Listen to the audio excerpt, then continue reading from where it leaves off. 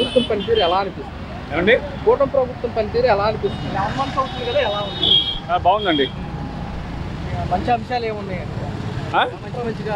మంచి విషయాల ముందు ఏంటంటే మా ప్రజలకు మౌలిక సదుపాయాలంటే రోడ్లు బాగా వేయిస్తున్నారండి. మెయిన్ ఇంపార్టెంట్ పాయింట్ రోడ్లు బాగా వేయిస్తున్నారు. తర్వాత ఇప్పుడు ఈ సంక్షేమ పథకాలు అయితే కొన్ని చేస్తున్నారు, కొన్ని చేయాల్సి ఉన్నాయి. ఫైనాన్షియల్ ప్రాబ్లం వల్ల they are unable to do it.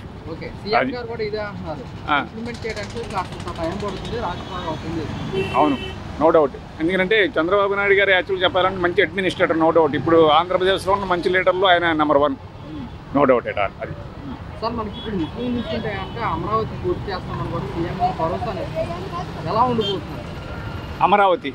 Amaravati అంటే ఇప్పుడు నా పర్సనల్ వ్యూస్ అయితే ఇప్పుడు యాక్చువల్గా మీరు అడిగారు కూడా చూస్తున్నాను. యాక్చువల్గా అది లో లోయింగ్ ఏరియా, లూజ్ సాయిల్. యాక్చువల్గా అయితే అక్కడికన్నా ఏంటంటే better to shift to Nagarjuna university area అటు సైడ్ అయితే, లేకపోతే గుంటూరు సైడ్ అయితే చేస్తే బాగుంటుందని నా ఉద్దేశం, నా పర్సనల్ వ్యూ. ఆయన ఇష్టం, ఆయన పెట్టుకున్నారు, ఆయన సీఎం కాబట్టి ఆయన ఇష్టం. అది నేను ఫస్ట్ నుంచి మా వాళ్ళు ఎవరికైనా చెప్పేది ఏంటంటే పర్సనల్ వ్యూస్ ఏంటంటే ఇది లో ఏరియా కాదు, ఎప్పటికైనా డేంజర్ అయ్యి లూజ్ సాయిల్. ఎందుకంటే no today we are seeing Hyderabad, Bombay, Chennai, each and everything they are. వర్షం వస్తే అసలు శానిటరీ ప్రాబ్లమే, మొత్తం మునిగిపోతున్నాయి టోటల్గా. అది ఆలోచించి ఏంటంటే ఇది చేసుకోవాలి. కానీ ఏంటంటే ఇప్పుడు పొలిటికల్ లీడర్స్ అందరూ కూడా అది ఆలోచించట్లే యాక్చువల్గా.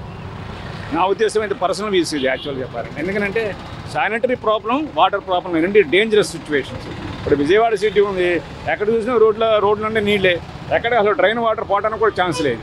ఇప్పుడు క్యాపిటల్ ఇక్కడ పెట్టారు, విజయవాడ సిటీ అసలు రోడ్లన్నీ సన్నగా ఉన్నాయి.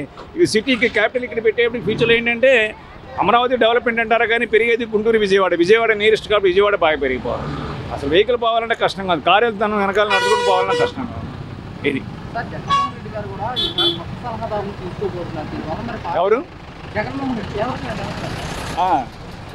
రెడ్డి ప్రభుత్వం జగన్మోహన్ రెడ్డి కొత్త సలహాదారులు తీసుకోబోతున్నారు. దీనివల్ల మరి పార్టీ ఏమన్నా బలోపేతం అయ్యే అవకాశం? ఏమని చెప్పలేమండి. ఆయన జగన్మోహన్ రెడ్డి గారు సంక్షేమ పథకాలు అయితే అమలు చేశారు, కానీ ఆయన అంటే వాళ్ళ థింకింగ్ ఎలా ఉందంటే ప్రజలకు డబ్బులు ఇస్తే ఓటేస్తారని అనుకున్నారు ఆయన.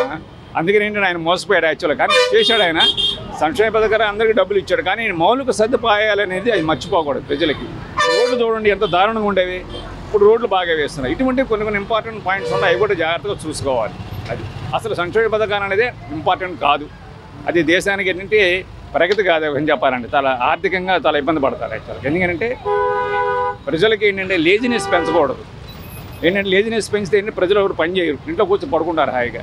ఏదైనా పని కల్పించాలి. ఇప్పుడు ఆర్టీసీ ఫ్రీ బస్ అన్నారు, ఏం చేయాలి దానికి? యాక్చువల్గా 10 రూపాయల టికెట్ 5 రూపాయలు చేయాలి, అంతేగాని ఫ్రీ చేయకూడదు. ఇవన్నీ ఇంపార్టెంట్. మాలాంటి వాళ్ళు ఇటు చూస్తుంటారు కానీ ఎవడో వినడం. ఎందుకంటే 100 మందిలో మేము 10 మందే ఉంటాం, 90 మంది మిగతా రివర్స్లో ఉంటుంటారు, ఎవడో వినడం.